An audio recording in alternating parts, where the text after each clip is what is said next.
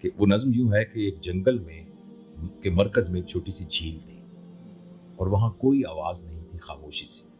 ہاں البتہ کبھی کبھی پتوں کے پھڑپھڑانے، پتوں کے یعنی ہلنے کی آواز، اور کبھی کبھی پرندوں کی آواز آتی تھی، ورنہ ایک گہری خاموشی اس جھیل کے قریب تھی. اس جھیل کے کنارے پر ایک مینڈک بیٹھا ہوا تھا. وہ مینڈک پھدک کے اس جھیل میں گیا اور ایک آواز پیدا ہوئی اور وہ خاموشی ختم ہو گئی. کچھ دیر کے بعد وہ آواز پھر ختم ہو گئی اور پھر دوبارہ خاموشی ہو گئی، اور جو اب خاموشی ہوئی وہ پہلے والی خاموشی سے زیادہ گہری تھی.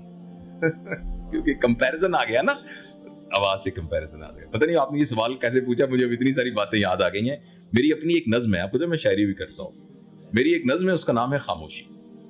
اس میں ایکچولی ڈیفائن کیا گیا ہے کہ ایک پیسو خاموشی ہے، وہ ہے نہ بولنا. خاموشی نہ بولنا نہیں ہوتا، خاموشی ایک ایکٹیو فینومین ہے. یعنی یہ ہم اس کمرے میں کوئی آواز نہیں ہے، اس کا مطلب ہے یہاں کوئی نہیں بول رہا. لیکن جب کہیں یہاں خاموشی ہے تو ہم کہیں گے یہ کمرہ خاموشی سے بھرا ہوا ہے. میری بات سمجھے نا، خاموشی جو ہے ایک ایکٹیو فینومین ہے.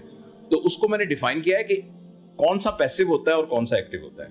خاموشی پر ویسی نہ ہو ویسی جو کہ قبرستان میں ہوتی ہے. خاموشی جو مجرم کے چہرے پہ طاری ہوتی ہے.